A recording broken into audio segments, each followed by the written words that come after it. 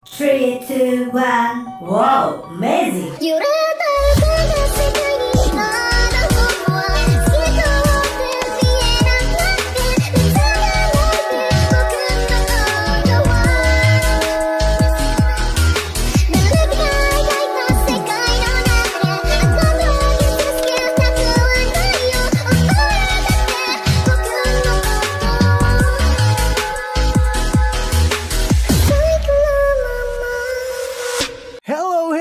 My friend, Monami Watashi no Tomodachi. Balik lagi di cerita manhwa.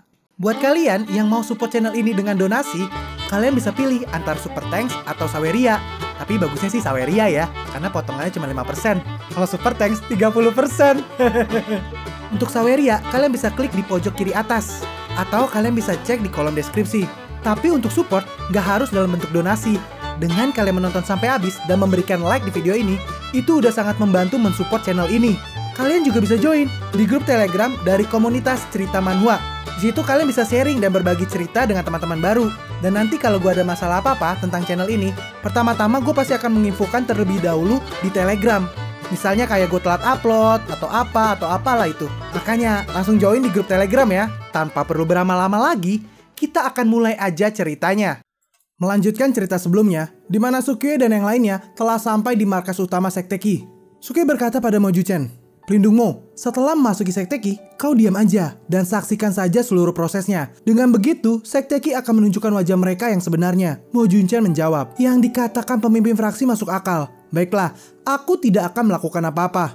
Sukie langsung berteriak di depan pintu gerbang, "Teman, buka pintunya! Fraksi ledakan surgawi datang untuk menyapa kalian!" Orang-orang dari Sekteki mulai keluar. "Siapa yang berani berteriak di depan pintu Sekteki? Apa kau cari mati?" Saat mereka melihat Kaisarki, mereka langsung memberikan hormat. "Oh, ternyata itu 3 Kaisarki. Apakah ini anggota fraksi ledakan surgawi yang Anda tangkap?" Orang itu pasti Sukie kan? Kaisarki benar-benar luar biasa. Mereka langsung menangkap pemimpin fraksi ledakan surgawi. Kaisarki berkata, "Benar, bawa mereka ke lobi lalu beritahu Kaisarki Lin." Penjaga gerbang itu melapor, "Kaisarki Lin, Kaisarki dan yang lainnya sudah menangkap pemimpin dari fraksi ledakan surgawi. Katanya beberapa tetua dari fraksi ledakan surgawi juga ditangkap. Mereka sedang berada di lobi." Dekan Lin dalam posisi sedang berendam. Dari Dekan Lin, kita ganti jadi Kaisarki Lin. Fraksi ledakan surgawi. Akhirnya mereka jatuh ke tanganku juga. Kau bawa wanita jalan kecil itu juga. Aku ingin mempermalukan binatang kecil bernama Su itu.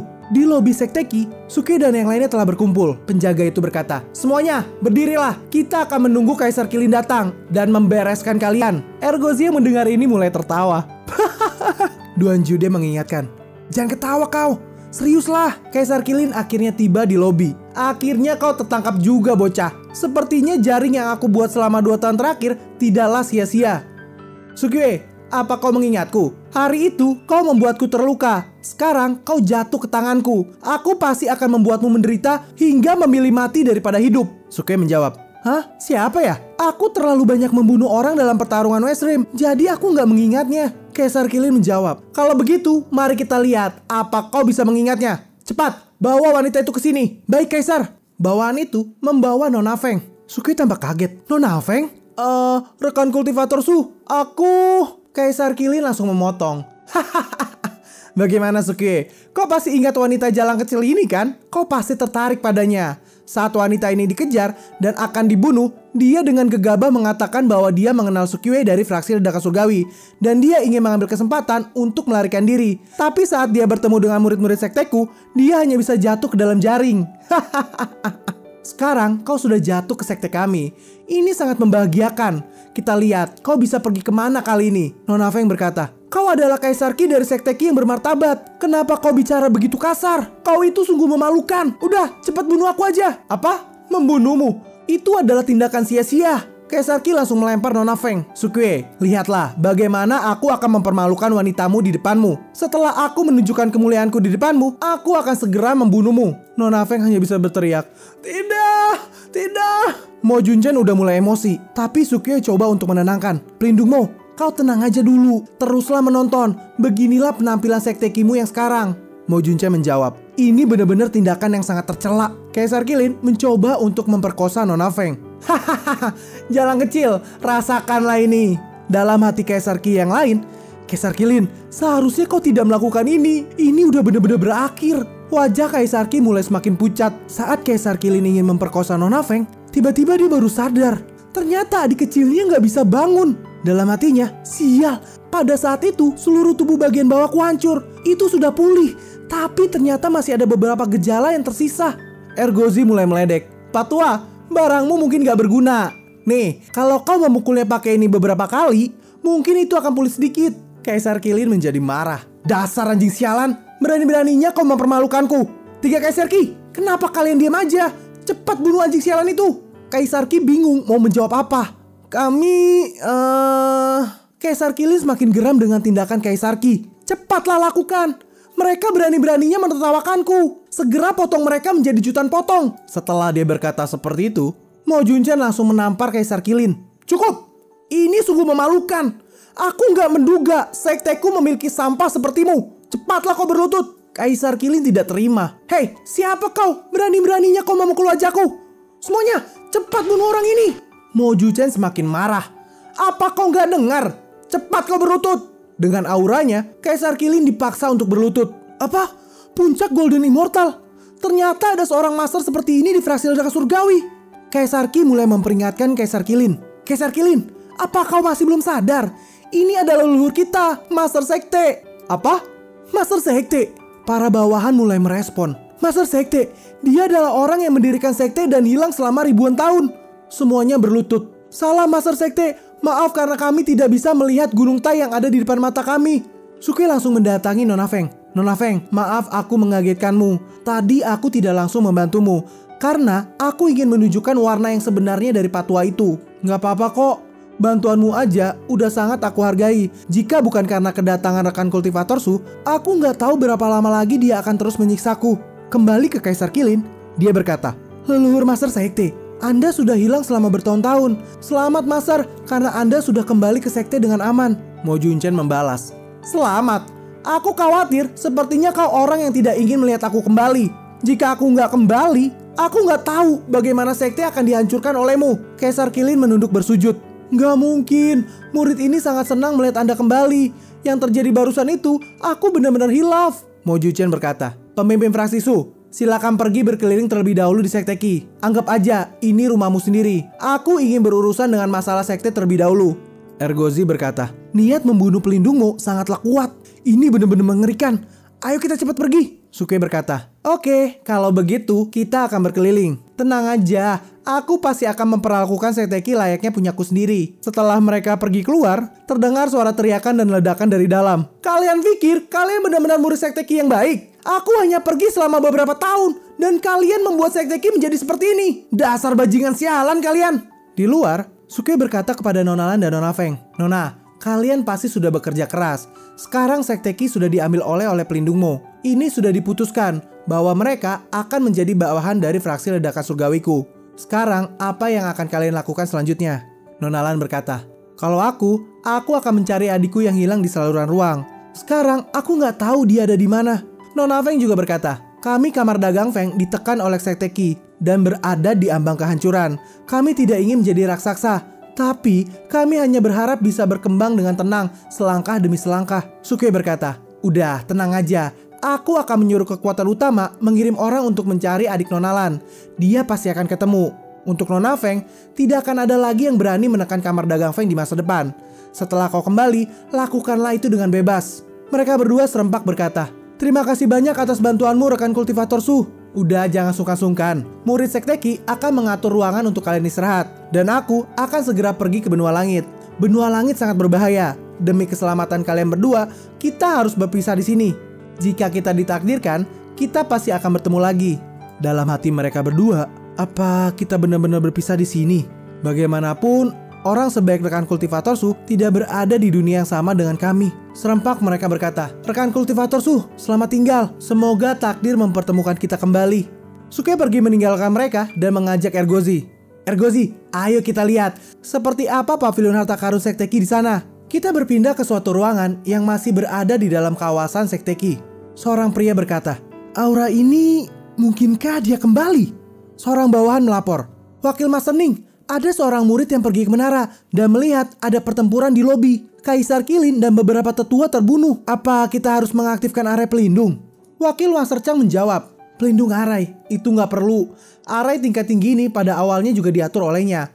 Bagaimanapun dia udah kembali sekarang. Nggak usah mengkhawatirkan masalah ini. Kau bisa kembali sekarang. Baik Wakil Master, kita kembali ke Sukiwe. Aku nggak menduga sekte ini benar-benar sangat kaya. Aku jadi kaya hanya dalam satu malam. Qin Sanli berkata, pemimpin fraksi, bukankah ini sedikit agak buruk? Dengan harta karun sebanyak ini dari sekte Qi, jika pelindung mau mengetahuinya, Sukiwe langsung memotong. Apa yang kau takutkan? Kami merampok orang kaya dan membantu orang miskin. Kami berjuang untuk menjaga perdamaian dunia. Jika pelindung mau tahu, dia juga pasti akan sangat senang. Tentu aja, orang-orang dari fraksi Dadakan Surgawi melakukan hal baik tanpa meninggalkan nama. Jadi, aku nggak bisa memberitahunya tentang ini. Ergozi tampak kesal. Hei bocah, kau mengambil banyak harta karun. Kau harus membaginya setengah dengan dewa ini. Tiba-tiba Duan Jude datang. Apanya yang dibagi setengah? Kalian itu harusnya membagi denganku juga. Jadi kita bagi 3. Tapi enggak. Kau itu seorang anjing. Jadi kau tidak perlu mendapatkan bagian. Ergozi membalas, sialan, apa kau menantang otoritas dewa ini? Mereka berdua akhirnya malah ribut. Sukiwe berkata, dasar bodoh. Patwakin, di dalam cincin penyimpanan ini ada setengah harta karunnya. Ambillah ini. Ini adalah keberuntungan yang diberikan kepada semua pasukan dari fraksi Dadakan Surgawi. Qin Sanli sangat terkejut. Ini banyak sekali. Harta karun ini cukup untuk mempersenjatai beberapa pasukan menengah. Udah gak apa-apa, ambil aja. Aku akan pergi melihat bagaimana pelindungmu menangani ini. Jadi, kau bisa istirahat dulu sana. Di tempat lain, Mo Juchen sedang berbicara dengan Wakil Master Chang Sui. Tujuan dari Sekte Qi adalah tidak diizinkan bersaing untuk kekuatan. Sebagai Wakil Sekte Master, kenapa kau membiarkan mereka begitu aja? Wakil Master Chang berkata, ini adalah hal yang wajar untuk dilakukan. Hah? Apanya yang wajar? Wakil Master Ning menjelaskan, benua langit akan disublimasikan. Jika kita tidak melakukan apa-apa, benua bumi pasti akan ditinggalkan. Tiba-tiba Sukiwe datang menghampiri mereka. Pelindungmu, apa kau sudah selesai memberi pelajaran pada muridmu? Sebenarnya kalian sedang membicarakan apa sih? Mendengar perkataan Sukiwe yang tidak sopan, Wakil Master Ning menjadi marah. Hei, siapa kau? Berani-beraninya kau? Mo Juchen langsung memotong. Pemimpin fraksi, kemarilah, kita akan mengobrol bersama. Hah? Pemimpin fraksi? Sekte Master, kau... Chang Sui, dengarkan baik-baik. Di masa depan, Sekte Qi akan berada di bawah perintah fraksi Ledakan Surgawi. Ini adalah pemimpin fraksi Ledakan Surgawi. Kau harus menghormatinya. Chang Sui langsung memberi salam. Salam pemimpin fraksi. Udah, berhentilah berbicara omong kosong. Cepat ceritakan tentang masalahnya. Chang Sui menjelaskan. Dalam beberapa tahun terakhir, Sekte Qi telah menembus ke dalam kekuatan utama. Dan itu adalah hasil diskusi antara Kaisar Qi Sekte Qi dan para dekan. Jika kita tidak bisa menyatukan benua dan membiarkan benua bumi tertinggal oleh benua langit, kita akan ditinggalkan untuk selamanya dan akan sulit untuk melangkah lebih jauh ke dalam kehidupan yang abadi. Mo Juchen berkata, saluran antara benua langit dan bumi telah tertutup. Dari mana kau mendapat berita itu? Chang Sui memberitahukan. Itu disampaikan oleh Sekte Master generasi keempat. Mo Juchen terkejut. Generasi keempat? Bagaimana caranya dia bisa mengubah sekte? Mungkinkah? Chang Sui berkata, kultivasinya akan menurun drastis dengan dia melakukan itu. Tapi kita harus membalas semua usahanya itu. Sukiwe memotong. Tunggu dulu. Apa yang sebenarnya kalian bicarakan ini? Tolong jelaskan terlebih dahulu padaku. Chang Sui mencoba menjelaskan. Pemimpin fraksi, itu adalah Sekte Master generasi keempat dari Sekte Qi. Dia berlatih tahu kekejaman. Sukiwe bertanya dengan polosnya. Apa itu tahu kekejaman? Dalam hati Chang Sui, apa-apaan dengan orang ini? Bahkan kakek Sekte Master menghormatinya sebagai pemimpin fraksi. Aku pikir dia orang yang kuat. Bagaimana bisa kultivasinya hanya di ranah human immortal dan dia bahkan tidak memahami tahu kekejaman? Mo Juchen berkata, Chang Sui, jangan kasar pada pemimpin fraksi. Coba kau jelaskan padanya. Baik Master, orang yang melatih tahu kekejaman itu adalah orang yang kejam dan egois. Tahu kekejaman perlu memotong semua karma yang berhubungan dengannya. Beberapa orang bahkan sampai membunuh keluarga mereka sendiri.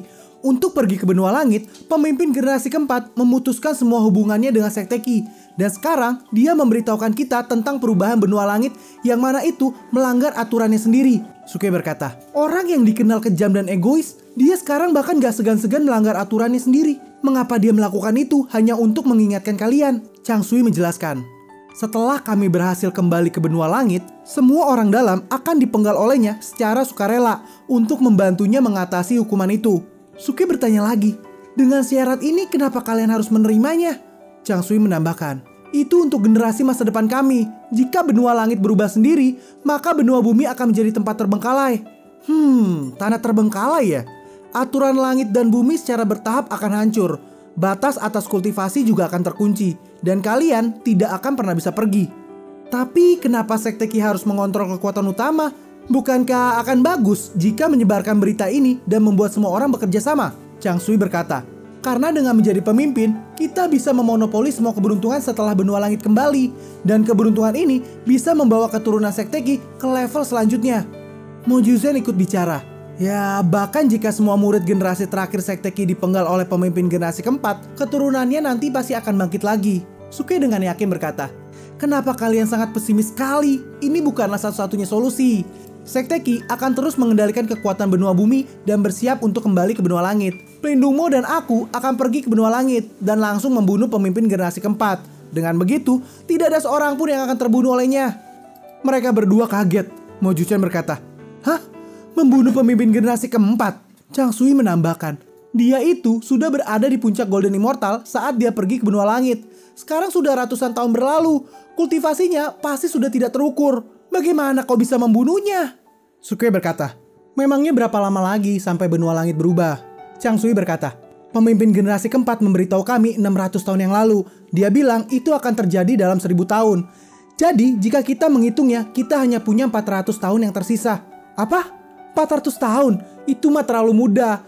400 tahun kemudian, aku bisa mencubitnya sampai mati dengan satu jari. Pelindung Mo, ayo kita pergi. Inilah waktunya bagi kita untuk pergi ke benua langit. 4 bulan kemudian, di domain Celestial Suanyi Danau Cermin, Mo Juzhen berkata, jika kau terbang ke langit, kau tidak akan bisa mencapai benua langit. Tapi banyak orang yang tidak tahu bahwa danau ini merefleksikan langit. Jika kita menghancurkan danaunya, kita bisa pergi ke benua langit lewat sini. Ergozi berkata, sial, aku nggak bisa menduga bisa kembali dengan cara ini. Ini jauh lebih mudah dari cara yang aku tahu. Mo Juzhen bertanya, wakil pemimpin, memangnya kau tahu cara lain? Iya, ada titik lemah di antara kedua benua. Kau bisa mencapai benua langit dengan menghancurkannya dengan kekuatan kasar. Mo Juzhen berkata, apa yang kau bicarakan itu? Bekas saluran benua langit dan bumi di domain Celestial Chenyuan. Di sana memang ada titik lemah, tapi kekuatan kita tidak akan cukup untuk menghancurkannya. Ergozi berkata dengan percaya dirinya, gak mungkin, dewa ini pasti bisa. Memangnya apa kau sudah mencobanya? Pelindung Mo, perhatikanlah sikapmu. Dewa ini adalah wakil pemimpin. Cara bicaramu itu, dewa ini gak bisa menerimanya. Mo Juzhen berkata lagi, pemimpin fraksi, bahkan jika penguasa dari 6 domain celestial menyerang danau ini bersama-sama, danau ini belum tentu hancur. Tapi tubuh fisikmu dan aku sangatlah kuat. Jadi kita mungkin bisa melakukannya. Karena omongannya tidak dianggap oleh Mo Juzhen, Ergozi menjadi kesal. Hei, aku ini sedang bicara denganmu. Mo Juzhen berkata, wakil pemimpin, tubuh fisikmu itu tidak lebih lemah dari tubuh penjara paksaan Dewa Neraka. Kau juga bisa melakukan peran besar dalam hal ini. Karena merasa diandalkan, Ergozi menjadi senang. Benarkah itu? Mo Juzhen menambahkan, sepertinya dalam waktu setengah tahun, kita akan bisa membuka jalannya. Suke mengkerutkan keningnya. Setengah tahun? Bukankah itu terlalu lama? Pemimpin fraksi, apa kau nggak tahu? Bahkan membutuhkan waktu 5 bulan untuk berjalan melalui saluran benua langit dan bumi secara normal. Bukankah fraksi ledakan surgawi berasal dari benua langit? Seharusnya kau mengetahui ini. Suke mulai berpura-pura. Kau benar, aku turka parah sebelumnya. Jadi ingatanku sedikit kacau. Aku hampir aja melupakannya. Dalam hatinya, hampir aja ketahuan. Duan Jude berkata, pelindung Mo, apakah aku tidak bisa memainkan peran besar kali ini? Tetua Duan tidak memiliki metode penempaan tubuh yang kuat. Jadi aku takut. Hei, apa kau meremehkanku? Menghancurkan danau apanya? Biar aku sini yang pukul. Saat Duan Jude menyerang danau, malah dia yang terpental. Aduh. Danau ini keras banget. Ergozi dengan sombongnya berkata, hei pengemis tua, kau tidak akan bisa melakukannya. Lihatlah dewa ini. Ergozi menyerang danau itu. Tidak hanya Ergozi, tapi Suqiwei dan Mo Juzhen juga ikut menyerang danau ini. Dengan serangan gabungan dari mereka bertiga, mereka pikir danau itu akan berpengaruh. Tapi nyatanya itu sama sekali tidak tergores. Suqiwei tampak kesal. Danau cermin ini sangat aneh. Kelihatannya ini cair, tapi ini lebih keras daripada besi yang ada di dunia. Kami bertiga menyerangnya selama seharian, tapi tidak ada hasil sama sekali. Suqiwei melihat Ergozi yang sedang berusaha keras untuk memukul danau ini. Dalam hatinya, Ergozi terlihat sangat putus asa. Tapi aku merasa dia sama sekali tidak berusaha dengan keras. Meskipun aku sudah mempelajari tubuh Raja Acting, tapi dalam hal kekuatan fisik murni, aku pikir itu lebih lemah daripada Ergozi. Di saat mereka bertiga sedang berjuang, Duanjude hanya bersantai-santai di pinggir danau. Kini Sukue mencoba untuk menyerangnya dengan tendangan Raja Acting. Ternyata tendangan ini membuat danau itu retak. Mo Juchen tampak senang. Hah? Itu retak? Pemimpin fraksi, tendanganmu bekerja dengan baik. Jika kau terus menggunakannya, kau pasti bisa menghancurkan danau ini hanya dalam 10 hari. Sukue berkata, satu tendangan saja harganya 100.000 poin. Kalau aku terus menggunakannya selama 10 hari, aku takut hutangku malah akan jadi ratusan juta poin. Dompetku ini tidak akan bisa menahannya. Ergozi berkata, apa benar aku harus melakukan ini selama setengah tahun? Tangan dewa ini udah sakit banget. Sukue berkata pada Ergozi, jangankan setengah tahun, kau harus menahannya bahkan jika itu setahun. Kalau tidak, kau tidak akan pernah mendapatkan tahu busuk lagi di masa depan. Aku harus pergi ke benua langit. Biarkan para bocah itu tahu bahwa tidak ada seorang pun yang bisa menyentuh wanita dari Sukue. Mereka bertiga terus berjuang untuk menyerang danau ini. 10 hari pun telah berlalu. Mo Juchen berkata dalam hati, pemimpin fraksi benar-benar hebat. Dia terus memukul selama 10 hari tanpa kelelahan. Dan aku bisa merasakan kekuatan dari pukulan pemimpin fraksi. Tubuh kuatnya terus meningkat.